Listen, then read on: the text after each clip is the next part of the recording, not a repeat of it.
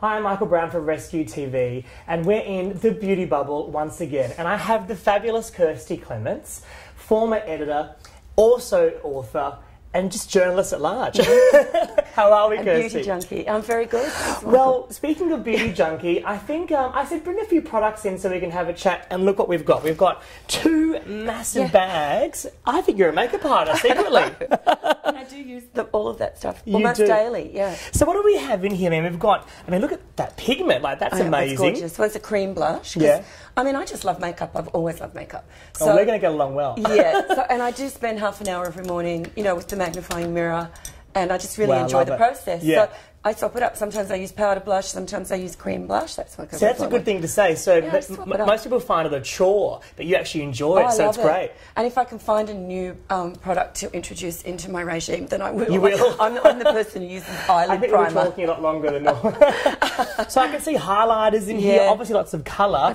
And you got like a beautiful skincare product here, like a body product. Yeah, that's just amazing. So skin's obviously important. I got that in America at Henry Bendel's, but it's a skin correcting gel, but it's almost like an instant tan. It doesn't wipe off. It is incredible. Lovely. For when you're going out just to smooth all sort of imperfections. And we've got lovely palettes. I mean, look at that, well, I do love the Chanel ones. Yeah. They're fantastic eyeshadow palettes. And I've noticed a lot of deeper tones. The depth in eyes is what you love more. I like more a dark eye. Okay. I mean, I just like makeup. Yeah. But I really like a sort of a pale, good skin base, you know, and then really defined eyes. I don't think I have gone a day without eyeliner since I was 13. Okay. I mean, I love eyeliner. Well, speaking of that as well, we need to think, okay, obviously beauty junkie, we love it.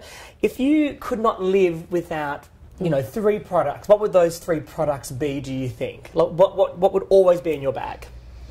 Well, I think you have to sort of have a nice, apart from moisturiser, of course, just your skin, something to cover up imperfections. So I'd say a foundation. Foundation. That's my current favourite. So you've got which the Armani is here, yes. Armani one, another popular one, because all the makeup artists use it, and there must be a reason. Yeah, so exactly. I bought my own the other day. I was saying in another video before that this is definitely a makeup artist's top product. Yeah. So that's one. Because it's got quite a nice shine. Because sometimes when you get older, you don't want that to be too thick. Yeah, true. So I think it's got some nice lustre in it. It's sort of, for me, it's really fresh. It kind of looks like real skin, which is amazing. Yeah. And what else? So that's one. And then main eyes. product. I wouldn't leave the house without doing my eyes. So I use eyeliner. These are NARS. Oh yes. Of course, I have 2. Yeah. One smaller one for the next to the lash, and then this thicker one, which is like a smudging. Okay, pencil. Beautiful. Yeah. Good tip. You know, sometimes you do need maybe the thicker. You know, the thicker pencil to get that smudgy, smoky look. Yeah, it's softer on your eyelid and all that sort of stuff. So can I make... And let's pretend that's one product. And I can see you've got this here. Mascara. So obviously, mascara. And I mean, it goes hand in hand with the liner. I try them all. I love Dior mascaras as well. Saint Laurent mascaras are fantastic. Yeah. That's a Lauder one that I just pulled out, but I've got probably 12 on the go. I love it. This is fantastic. So eyes is one of Kirstie's main features with beautiful skin. Yeah, more than lips even, probably. Let's talk about beauty. Now, obviously, we do have the new book as well, Tongue and Chic, coming out. I loved in here, obviously, starting as a beauty editor and working a lot in beauty. I can see now why you love the products. Yes. I loved in here the word beauty and just beauty in general. I think one of your comments in here was from your mother, how she complimented a lovely supermarket, girl. Checkout chick, basically. Yeah. And she gave her a compliment. Can you tell us about that? Yeah, but I think my mother always would notice one beautiful feature on somebody. So, rather than saying to somebody, "Oh, I love your bag," or she'd be more like, "Oh, you've got beautiful hands," or "You've got beautiful skin," or so more personable. "Don't you have lovely eyes," or whatever, or hair. And it's such a nice thing to actually. I always look at people and I look for their best feature. Like it's just, rather than looking for the But in your industry, especially the past, I'm sure it's all about, oh, I love your bag, love your shoes, love your jacket, love your coat. But then everyone's like, what about me? Like, am I beautiful? Yeah, and it's their feature. It's not, I mean, of course, if it's lovely makeup or a beautiful hairstyle, fine. But it's actually the feature that they own. It's such a nice compliment to give to someone. So I always tried to remember Mum doing that because it would make people feel so good. That's wonderful. When you point it's a really good point. Just one little comment like that. Yeah. And I mean, maybe one girl doesn't have everything right, but that one thing can just make her confidence boost. Yeah. How about a beauty icon? Have you had a beauty icon in the past or now? Like maybe it's a celebrity or just someone that you look up to in beauty? Probably not a specific celebrity, but I like to look at women that are sort of more in the public eye and watch how they age and who ages gracefully and who doesn't. I think like to look for role models. So that's how they grow in their look. Yeah, and I don't know that you necessarily see it from celebrities. I think you can just see it from a woman in a store or on a plane or whatever. And you think, doesn't she look incredible? I sat next to a woman the other day who was probably in her mid-70s on a plane, and she was so chic, and just the way she was aging, I kind of look at that. Probably. So it's kind of like how you how they carry themselves, and rather than what they're wearing on their face. And I think it's just that lack of artifice, but more sort of growing into your own look and that's great. Feeling confident and proud about that. I think as opposed to that Real Housewives kind of. I think people do think that you have to pile on a lot of product or wear that bold lip because it's in the magazine pages, but the way you carry yourself and wear your makeup within is actually quite fabulous. But you can, of course. If you want to wear all that makeup in your 80, you can. But it's sort of, it depends on your personality. And speaking of trends, another thing I loved about in here was when you were talking about, the Chic magazine and how all the, the people who worked there were very rigid in what they wore, but obviously in the pages it's splashy. You must wear this blue eyeshadow. This new trend is hot. But you guys would never do that. No. And you will see that in the industry. Like, they'll be pushing this or blue eyes, or an orange lip, or draw your eyebrow with a white pencil, But in fact, you tend to find that fashion editors wear hardly any makeup at all, just sort of really neutral lips, almost nothing, just things that kind of look natural but better, that sort of undone hair, centre-parted hair that's a little bit undone. It's kind of the same with, famous, celebrity makeup artists who are female. Yeah, they don't wear any. I would be glammed up to the nines because that's just me. But so many of them are the most natural. They wear hardly any makeup. So it's funny that it's kind of similar, isn't it? Yeah, it's kind of like manicurists who don't wear nail polish. But you definitely find that the staff would be very low-key. Like you were hardly likely to be wearing lots and lots of colour. Because you even talked about tones. Like you weren't even allowed to wear certain lip tones. And, I mean, you could have done it. You didn't have to, but you just sort of took your cues from other people and thought, oh, okay, It's that state of elegance. It was very 80s, early 90s, though, and it was that taupe lipstick. Okay. Everybody was wearing taupe. And you could wear red if you went out at night, like a Saint Laurent red or a Chanel or something, but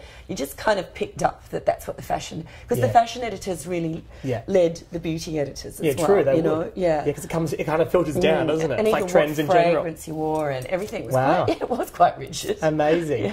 Now, how about you off duty? Obviously we see you in the public eye, obviously over the years, the amount of events and, the things you must have been to overseas and in Australia. What's the off duty Kirstie like? Do you still do the eyes? Makeup? Oh, absolutely. Oh, so it doesn't change? No, I just put more on when I do the event and get someone to put false lashes on for me. But, no, even when I finished at the magazine and I was writing my first book, The Vogue Factor, at home, I would wake up in the morning and I would still sit at the table. Well, it's like work, for isn't me, it? It prepares me for the day, and I just find it...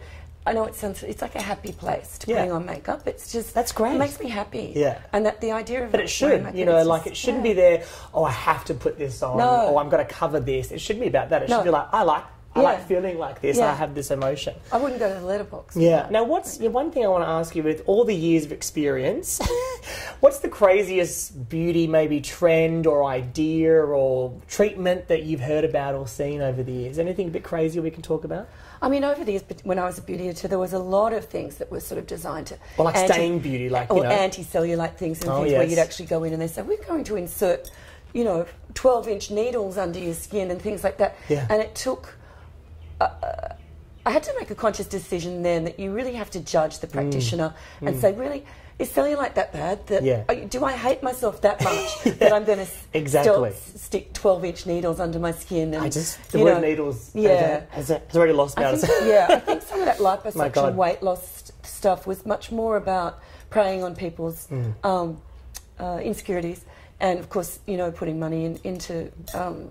practices of... I mean, because you were very involved in the fashion industry as well as beauty, and obviously the models are always criticised for being too skinny and that kind of stuff, so them being beauty, the word beauty, is not only here, it's all about the whole thing, it's head to toe, how they look. And they do, it's quite rigid for, I'm sure they're down to, very few calories when they're doing the shows per day.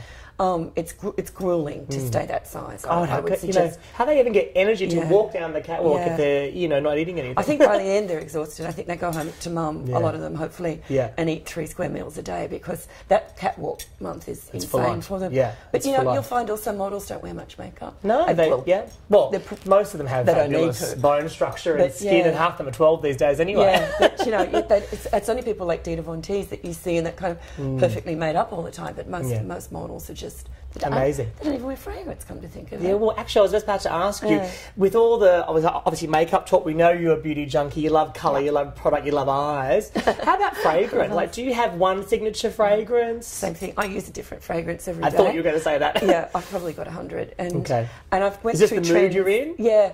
And I think, at one point I liked florals, then I liked green, citrusy things. Now I like really, really spicy things. Okay, nice. Like I like those sort of Serge Lutens. I like things that are a bit odd. Like there's a rose fragrance made by Byredo. Okay. But it's called Rose Noir, so it's slightly bruised and a little bit strange. Okay. And I like that sort of because odd, rose, you think of fresh pretty, and floral. This one's a little bit odd and it's a bit more grungy. Isn't it? I like that, but I change every day. I'm kind of the same, to be honest. I'm a fragrance junkie. Got just so happy. many. If you put me in a ground floor of a department store, you could lose me for hours. I love that. I love that. Well, it's been amazing, and congratulations on the new book. It's amazing. Much. I loved it. Glad you enjoyed it. I loved it because there was so much beauty in there as well, which is great. So we found out a lot about you, Kirstie, that you love the products. We love makeup, and it's all about the eyes. Thank you. Thanks, Michael.